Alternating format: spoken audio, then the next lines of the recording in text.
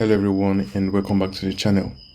So in this video we're going to be talking about the 4 pillars of object-oriented programming, right? And by pillars it simply means principles of object-oriented programming.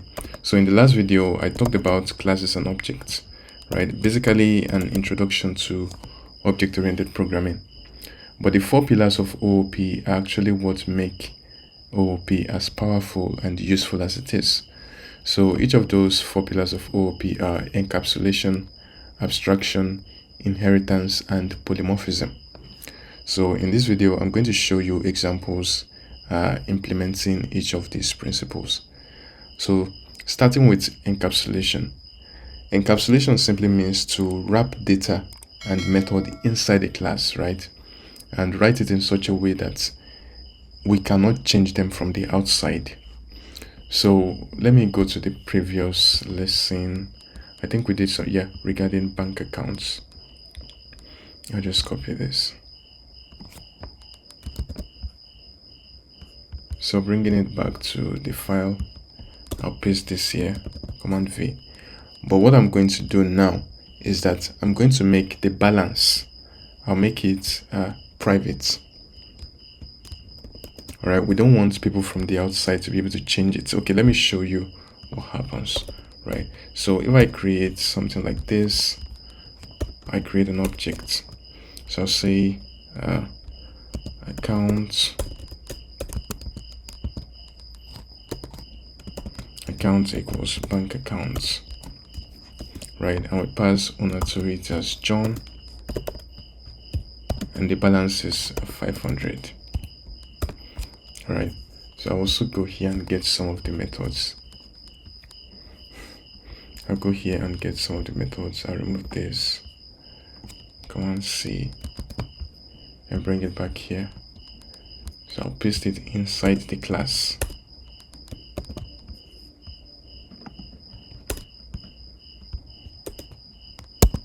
So I paste it inside the class, and now we can now say accounts dot check balance. Account dot check balance, and when we run the program, we see John's balance is 500. All right. So in this case, we can change the balance because the balance is public. It is available from the outside. So I'll say account dot balance should now be equal to 800 naira, right? And when we run the program now, you see John's balance is 800. So even though I set it in the initialization method, the init method here as 500, I can change it outside to be 800. And we don't want this to happen. And that is where encapsulation comes in. So I'll say I want balance to be private. So to make it private, you add 2 underscore behind the name. All right. So I make it private. After making it private now, if I remove this, let me remove this first. So we run the program. You see, self.balance. Okay, I need to make it underscore. Good. So you see, John's balance is 500, right? But now when we try and change it from the outside, so I'll say accounts, you see, we no longer have access to balance. Now when you see balance, you see it with 2 underscore behind it. So when I try to force it, I'll say dot balance should be equal to 800 once again. And now when you try to run the program, you see we still get 500 because we cannot change it from the outside. It is private. So balance is now private. It is no longer public. All right. So that is encapsulation. Now we can now go for abstraction. So the second pillar of object-oriented programming we're going to look at is abstraction. Abstraction simply means we hide the implementation detail of the program away from the user. We only show them the functionality that works, which is the part that matters. So, but you don't want to show them the implementation. You can think of it as a car, right? So the driver can enter into the car, use the steering, press the accelerator and the brake pedals, but you don't need to see or open up the bonnet to see how everything works. All right, so that's basically what abstraction means. And I'm going to use car as an example. So I'll say class car. All right, so class car, I'll create two methods. The first one should be start, and the other one should be drive. So start, I'll say print car started,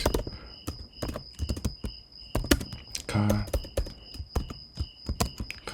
is, I don't know how to spell, car is starting. All right, then let me create one more method. I'll say def stop self, of course. So then I'll print car is stopping.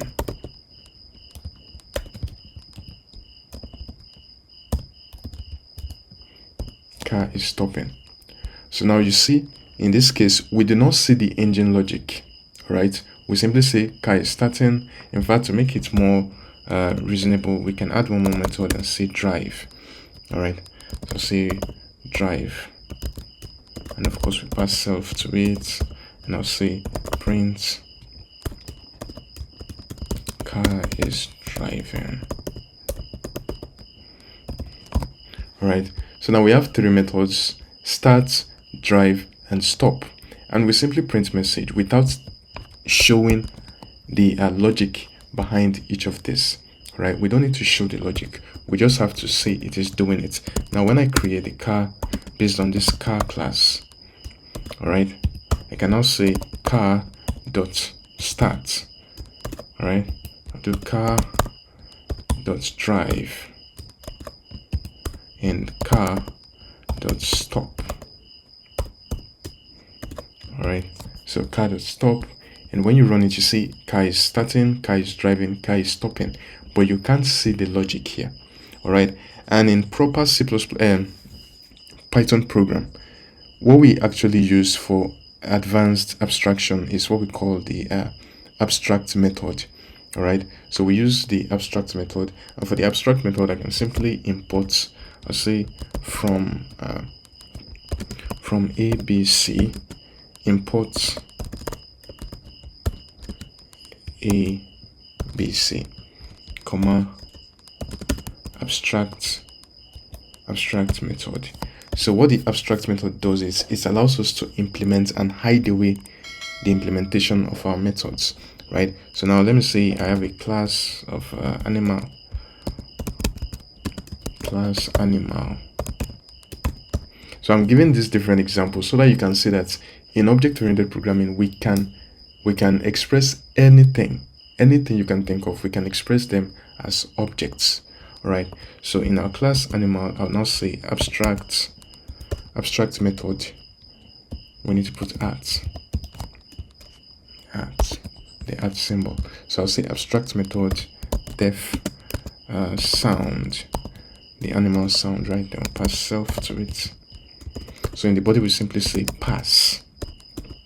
All right, then we can create another class based on, we can now create as many classes we want based on this animal class, and the implementation of the sound method will be hidden. So animal hides how, and the animal class hides how each animal object makes sound.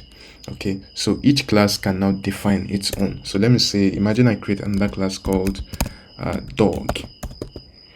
All right, so dog, I'll pass animal to it. So I'll pass animal to dog, and with that I can now say def sound. All right, self. Self then will return back. So of course dog's back.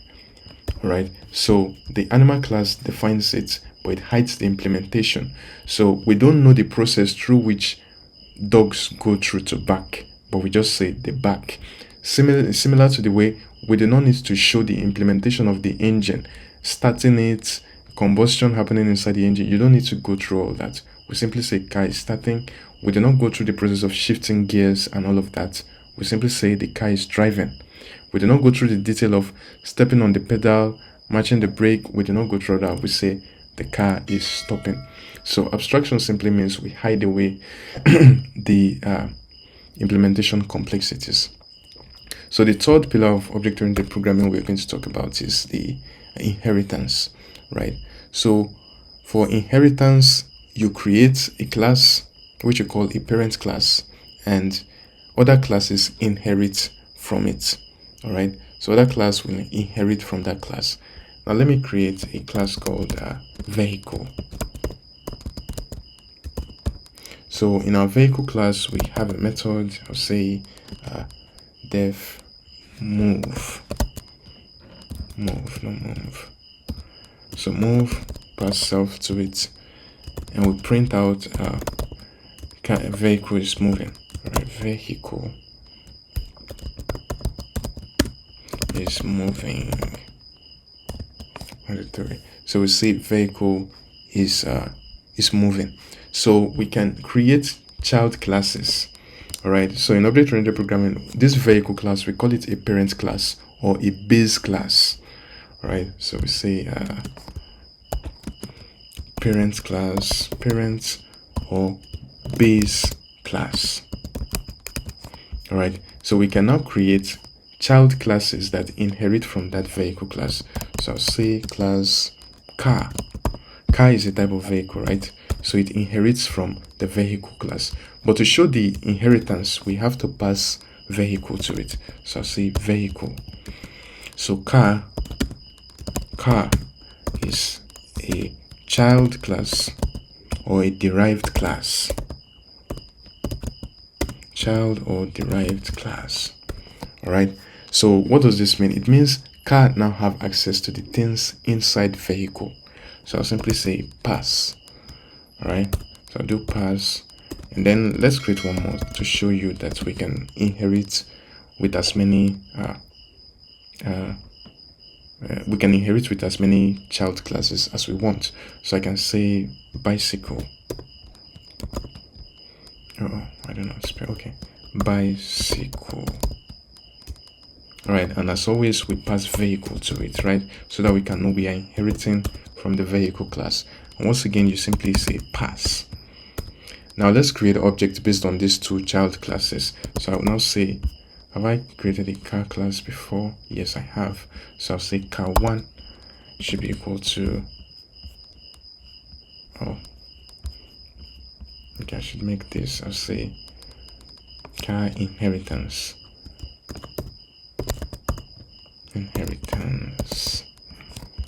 So I'll say car1 should be car inheritance. Then I'll say car1 dot, it should be car1 dot. You see, we have access to move, even though we did not declare move inside car inheritance. But because car inheritance inherited from vehicle, we have access to the move method. All right, we have access to the move method. So now we can run the program, and you see vehicle is moving.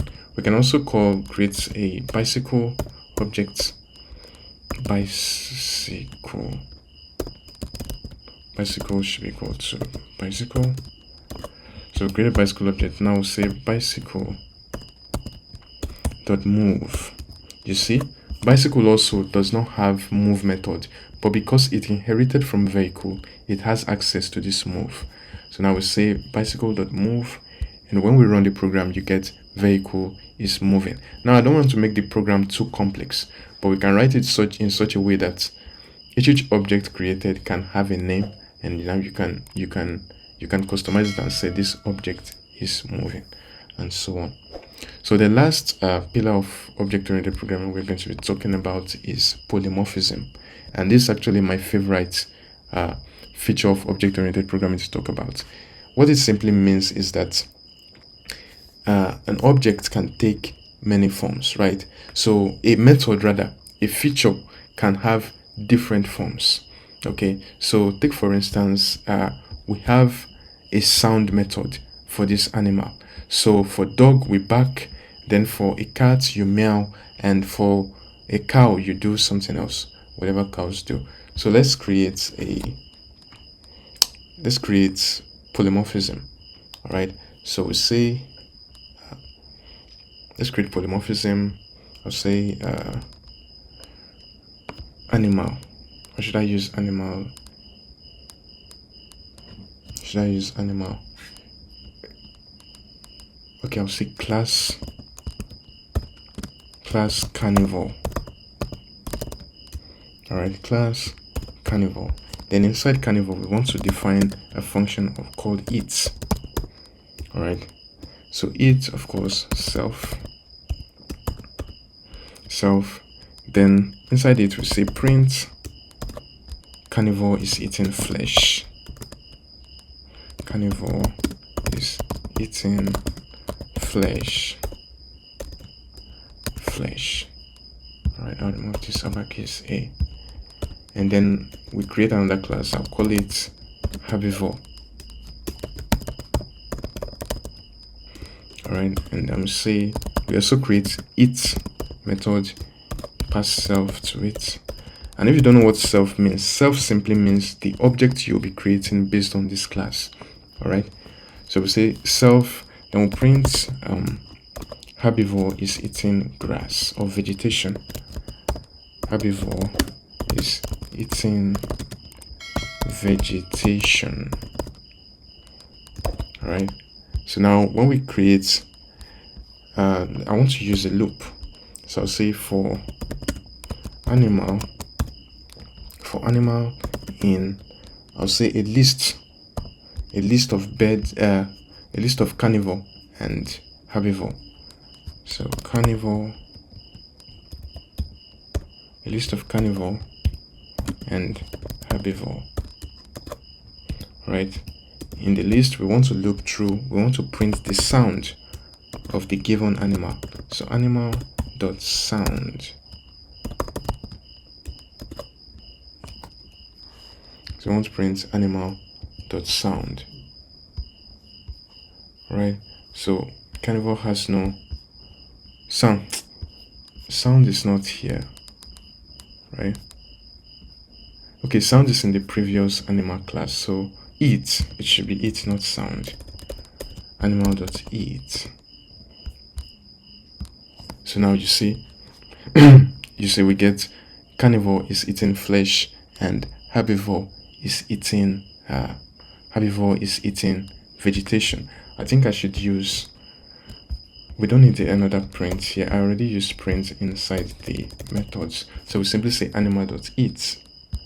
So when I run it now, good, you see carnivore is eating flesh, herbivore is eating vegetation. Both methods the same name, but the implementation different. So you have the same method, but it takes different forms. For carnivore, the eat method performs as eating flesh. For herbivore, the eat method performs as eating vegetation. All right, you can see it as a human being also. If you take a person, to that person's parents, the person is a child, right? To his boss, he's an employee. To his teachers, he's a student, right? And to some people, he's a customer. Different, the same person, but different roles to different people. All right, so that's all for the 4 pillars of object-oriented programming, and I hope you enjoyed this. If you learned anything, please make sure to drop a like for the video and subscribe to the channel. And if you have any questions, drop it in the comment section below. Thanks so much for watching, and I'll see you in the next one. Bye for now.